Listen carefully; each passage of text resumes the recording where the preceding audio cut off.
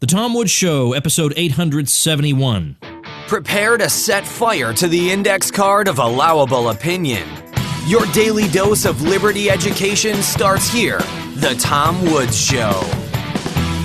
Folks, we're doing it again. The Contra Cruise is setting sail later in 2017. The most fun you will ever have on any vacation ever. Hosted by Bob Murphy and me, featuring special guests, the first of whom that we've announced is Scott Horton, the great foreign policy expert. Check it out at ContraCruise.com. Hey everybody, Tom Woods here. I am speaking today for those of us who have this crazy idea that we ought to have some kind of privacy when it comes to our electronic communications, that we ought to be able to do file sharing and emails without worrying that anybody might be snooping, that our privacy is being compromised, and yet we all kind of feel like there's nothing we can do about that. Or you'd have to be some technical whiz to figure it out, and this would take half your life, and so most people just say, forget about it, I guess there's nothing I can do about it. But it turns out there actually is something you can do about it that is newbie friendly, basically, and I just found out about it myself, and this is our subject for today with the CEO of Digital Safe, which deals with precisely this, giving people privacy online, particularly with your email. And I'm joined today by the CEO of Digital Safe, Alain Guillay. Alain, welcome to the show. Thank you, Tom. Great being here. Before we get into details about different, we're in different countries, different privacy regimes and different laws that are in place, particularly in the United States, why should the average person care about any of this? I think even though I talk about politically sensitive and unpopular things, if anybody got into my email, they wouldn't find anything incriminating. It would be annoying. I wouldn't be happy if somebody was snooping around in my email, but it's not like I'm going to jail for it. So just to play devil's advocate, why should that bother me? The prospect that somebody might fish through it, why shouldn't I take the attitude that, well, I have nothing to hide, so who cares? Well, this is actually a very good question, which most people would tell me, and I will put it to you this way. Imagine somebody following you in every aspect of your life, from the time you wake up, even while you sleep, shadowing you all the time. You wouldn't like that too much. And this is a metaphor for what's happening today in the age of the internet. So no, we don't have incriminating emails, but we do have one of the few things that is left in today's technology world and social media, etc., is really the privacy of ourselves, our individual privacy, and what we do want to reveal and what we do not, because so much of our lives are already open to everything. You put something on the net, on Facebook, you're going to put a photo, even if you delete it, there will be a trace. There's now a marker for life.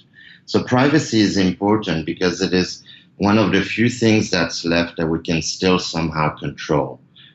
So I'm going to give you a quick example. Let's say you're going to email me about a new Cadillac that you bought.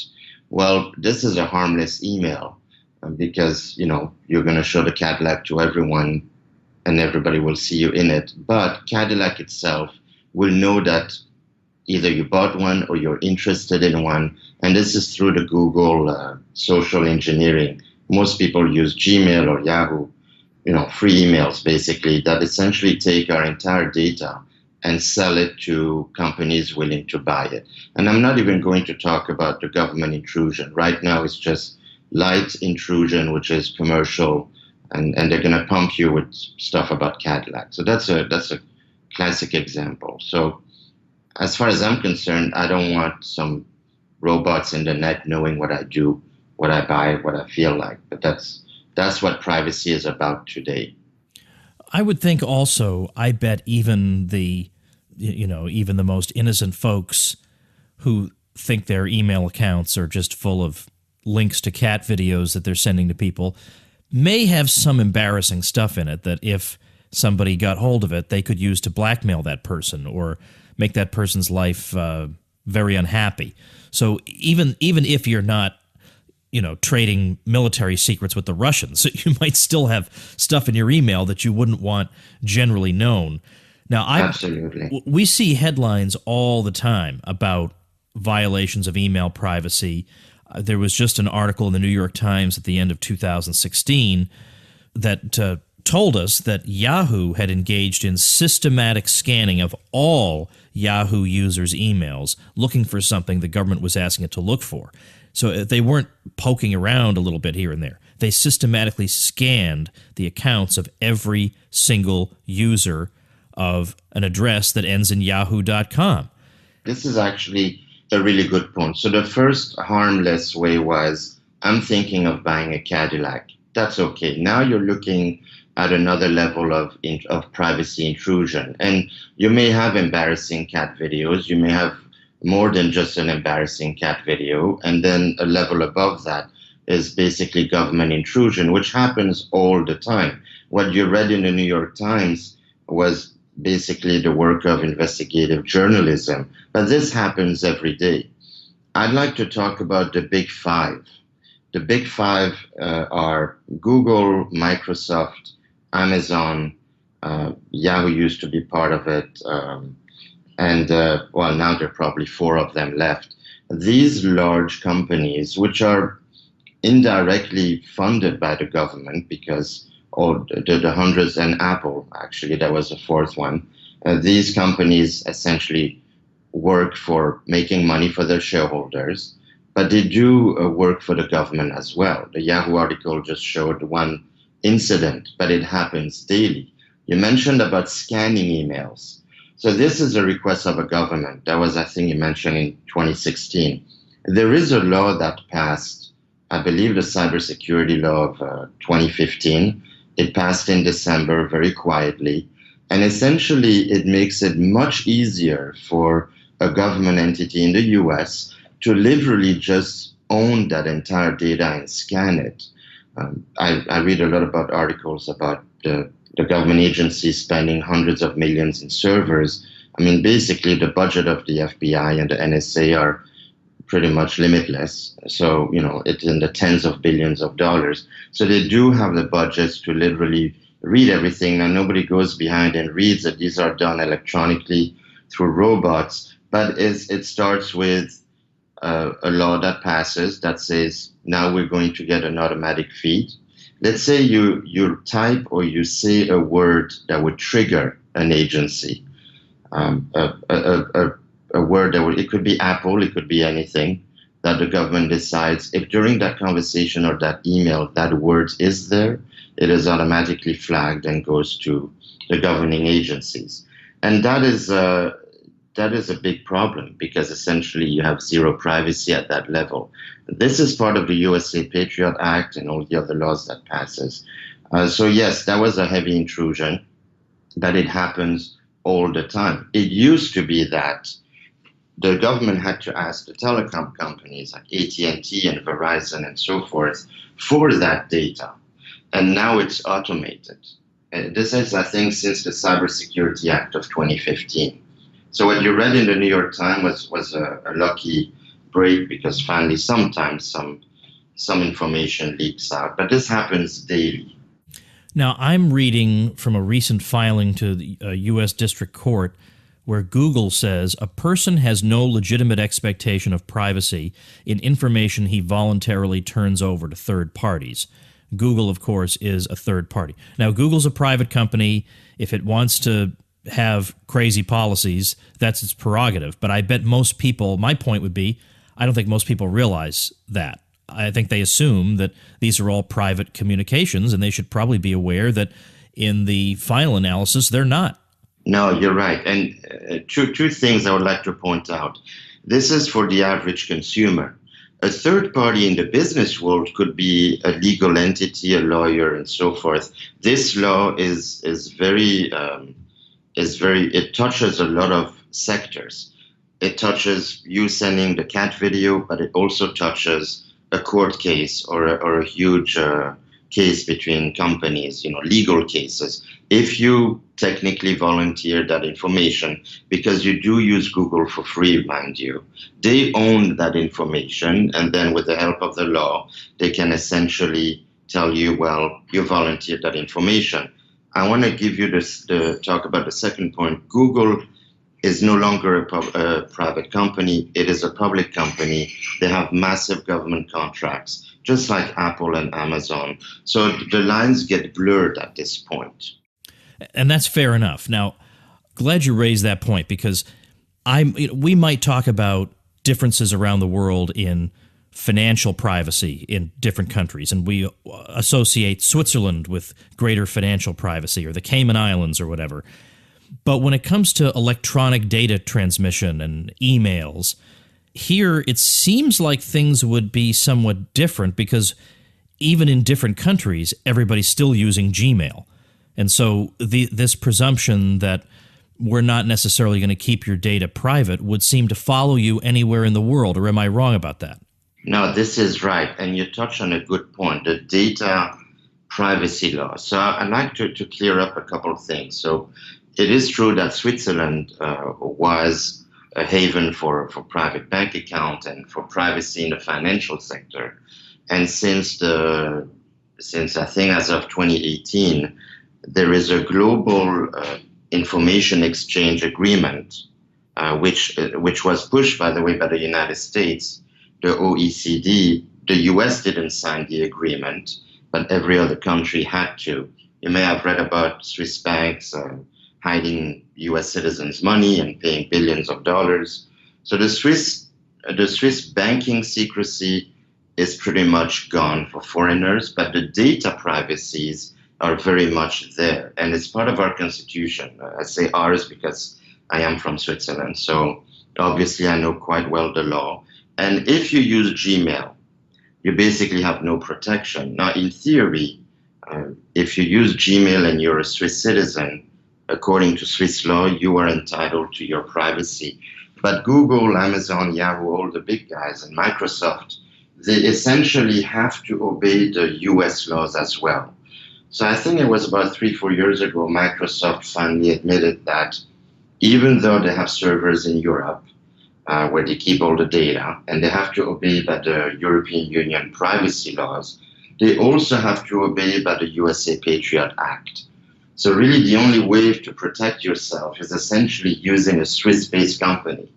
And then the company can be prosecuted if they divulge your information.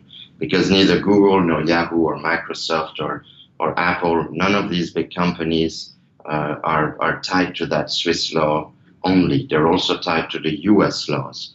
And of course, they are US companies. So if you use a Gmail, you're not protected. If you use a Swiss-based service, let's say, there's others as well, you are protected globally, because the data that resides in that particular country from a particular company, that's the law that's applied to. So if I tell someone that you have an account with our company, I could go to jail, because that is a privacy law that's very strict. In fact, Switzerland has revised it with the European Union not too long ago, and they made it even stricter. All right, now I want to raise the issue of your own company, Digital Safe, and I want to tell people, you guys reached out to me some time ago to see if maybe your product might be a fit for my audience, and maybe I could, I thought maybe I might run an ad or two. But then when I looked at it in more detail, I thought, no, I've got to do a whole episode on this, because I actually ran it by a previous guest that I had who's an expert on this stuff. And I said, this looks really good to me, but I'm at a second grade level when it comes to stuff like this. I need you, an expert, to tell me, is this product useful and any good? And he came back saying, this thing's unbelievable. I can't believe I didn't know about it. I love this. Yes, it absolutely is useful. It absolutely is a good idea. So I want to tell people, and be as above board as I can, that I have an affiliate relationship with you guys, but at the end I will give 2 links. I'll give the naked link. If you don't want me to get a commission, you can just use that link. But if you're okay, it doesn't cost you anything extra with the show getting an affiliate commission to help keep the lights on, I'll give you that link also. But I want you to tell us about Digital Safe and Switzerland and how this all works. It is super intriguing and I love it. Thank you, Tom, for being a believer in our product, and also for valuing our privacy laws. So Digital Safe simply put, is a virtual vault in your pocket. So it's a Swiss hosted service. We are a Swiss-based company, and Digital Safe is like a virtual bank vault essentially for all your electronic data. In the old days, you went to your bank and you deposited your papers. Your important papers were kept safe, and now everything is electronic. So it's the same concept. So it's a web-based service, accessible from any computer and phone you want, and you can store all your documents, information. It also comes with a password manager, which is very convenient because we all have a lot of passwords to remember and to create. We definitely don't want to use the same passwords for everything. And it also, one of my favorite, it comes with a Swiss-based secure email. And I want to talk a little bit about that because it'll go back to our Google Mail thing. So the email so when you sign up to Digital Safe, you have essentially your bank vault in Switzerland, electronically, of course. And whenever you connect to it, you are literally in Switzerland. This is important because we strictly obey only the Swiss data privacy laws. We're not bound by any other laws in the world except Switzerland. That means that I will not be able to divulge who owns an account with us. In fact, we can't even see into your data because we have specific technology that doesn't let us see what's in your bank vault, etc. But the email is interesting. So we have a feature called Secure Send. And if you want to talk about the Cadillac that you want to purchase, Tom, hopefully I'm not implying anything, but let's say you want to buy a Cadillac and you don't want Google to know about it, but you're sending it to someone who has Gmail, who hasn't heard of Digital Safe. You can send your email through Secure Send. It's basically a way to send a link to the recipient with a password protection. It has a time limit where the email self-destructs and all sorts of fun things. And it's very easy to use. And the recipient, once they have a password, they can essentially read your email. They cannot reply because they would need Digital Safe. Or if they reply, they would use their own email. But your content remains private. Essentially, both of you are in Switzerland when he or she reads that email and you send it. That means that even if Google is the provider of the recipient, the email provider, Google will not be able to read the content. This is massive. You can also have time expirations and so forth. It's very easy to use. We have a lot of videos on the website. But the concept is really simple. There is no longer financial privacy in Switzerland or in the world. This is all changing with automatic exchange of information. So we figured, you know what?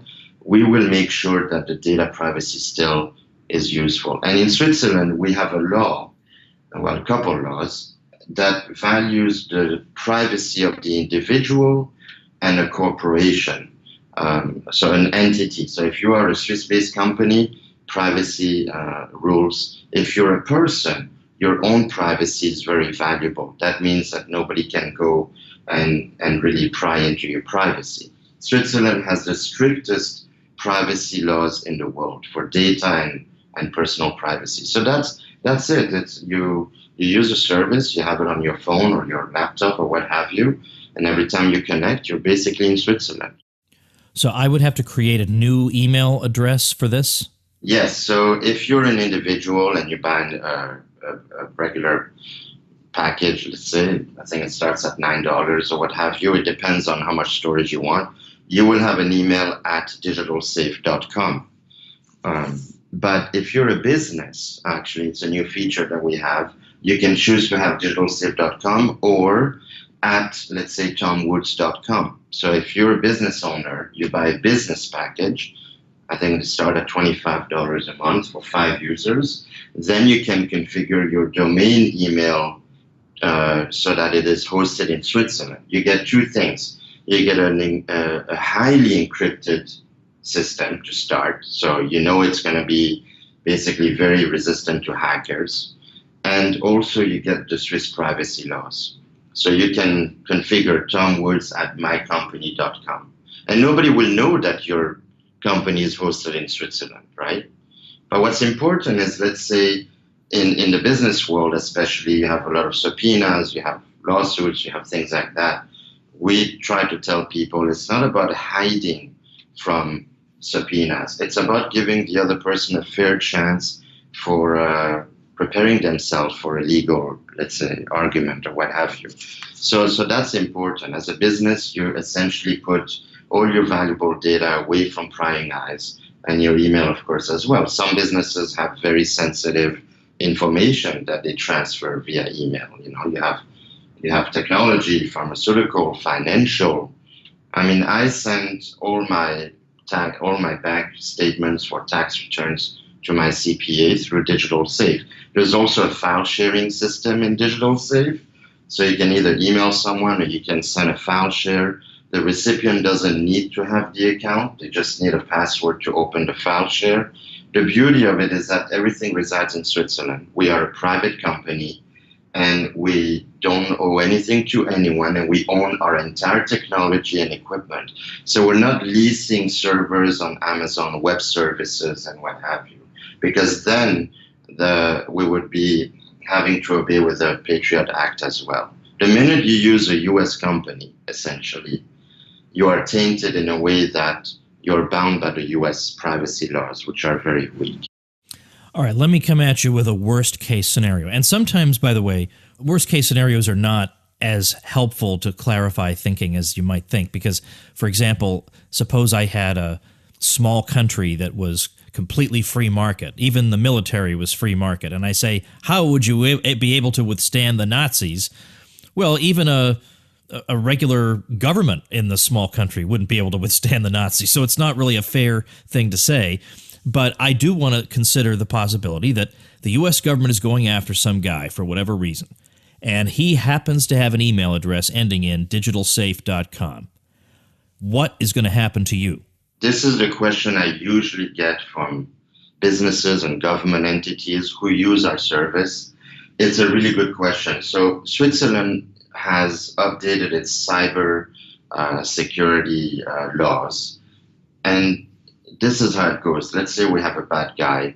The US first would need to go to the Swiss government, because we can only obey the Swiss government, because if I denounce anyone, I will go to jail pretty much. So what happens is, if you are a danger to Switzerland, and of course Switzerland would obey if there's an international bad guy, obviously, they would obey, and a Swiss federal judge, one of the 7 judges, would have to sign off on a subpoena.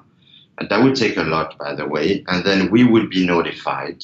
And then at that point, we have ways to somehow block the account and change the email password, etc. That would be an extreme case. If there is a bad guy blowing up people, and Switzerland would be aware of it from the US government, obviously there would be a request. The Swiss federal judge would have to come to us. So that's normal, obviously. The other thing is, and we have laws in Switzerland that protect us against people like that. We are allowed to divulge, but we cannot go to a US lawyer. Let's say somebody, I'll go lowercase, a financial crime. The Security Exchange Commission is suing, let's say, an executive. If the lawyer for the SEC contacts us, we cannot just give that information. As a matter of fact, in Switzerland, we have the obligation to tell that particular executive that they are being investigated, because it gives a fair chance. It's about the, preparing for your case type of philosophy. So we wouldn't do that for a bad guy, obviously, but for a normal case of a legal battle, we would have the duty to tell the executive, you are being investigated. As a matter of fact, we would only be doing that if a federal judge, again, from Switzerland contacts us. So it's not simple, but it's not a haven for bad guys either, because Switzerland does have laws that basically shut those down. We are allowed to give away information of international criminals. But I mean, again, a Swiss judge would have to come to us. All right, let me ask you what may sound like a silly question, but I mean it in all sincerity. Suppose John Podesta had been using Digital Safe. Would we have had this whole fiasco? My answer is no. I mean, basically, and I will even go further if I may. Secretary Clinton, let's say, who was using private email servers.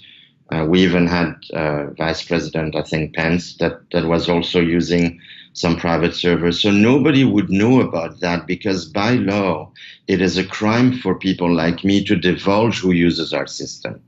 I don't want to go to jail, even if it's in Switzerland. So no, nobody would find out anything because first of all, we use a highly encrypted system, number one. And number two, which to me trumps number one, is we have the strictest privacy laws in the world. So I think I would say no, nobody would know about it. And maybe some journalists would come to us and say, does Mr. Podesta have an email with you? But I would say we have no idea who Mr. Podesta is. Very interesting. Is there any way that something like Digital Safe, and I'm asking this as somebody who doesn't, I know the gist of it, but I don't know the details. There are ordinary hackers who figure out how to hack into people's emails. There's no way Digital Safe can stop something like that. If somebody's got your password, they're going to get in. Well, it's more complex than that. First of all, I'm going to give a 1 minute quick lesson to people out there about encryption. You have essentially two main encryption types. One of them called PGP, pretty good privacy, which is not really that good. It's an old technology. It lets the users themselves own the encryption keys to their email, their safe, or what have you. And whenever a message is sent, that encryption key is sent with it so that the recipient can decrypt the message. In those instances, which is WhatsApp and Telegram, all these applications use that. In those instances, a hacker can come in, intercept the message, and own the encryption key without your knowledge. That's, let's say, 98% of the products out there, they use that. We use a different system. Our philosophy is we will keep the encryption key because we're probably more responsible than you, and we have, a few $millions of machines to keep that. And then all you have to do is put your password. So in the front end, it's super easy. On the back end, unbeknown to the user, there's a lot of things that are happening in decrypting and very long encryption keys and so forth. So we do have a higher encryption. We also have a third-party auditor that basically every 90 days tries to hack everything we own. And so far in the last 10 years that we've been in business, we have never had a successful breach. Now, let's assume somebody breaches us.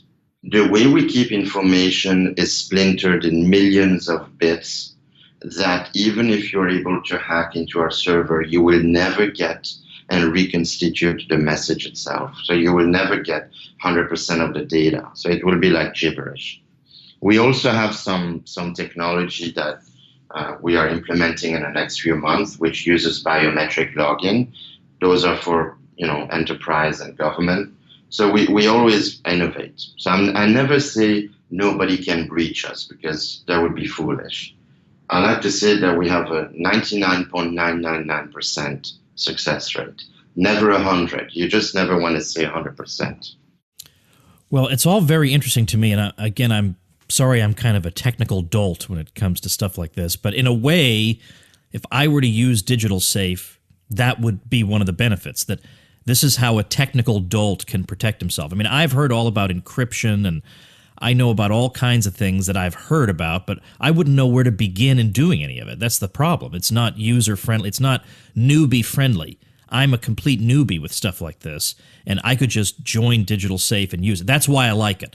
Whereas I think there are some other solutions that, my view is if you can't explain it to your grandmother, then you don't really understand it. And if it can't be explained to your grandmother, then it's not really ready for prime time, as we say.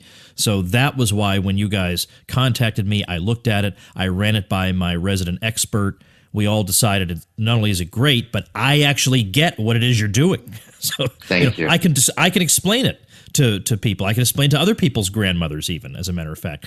So people should definitely check this out.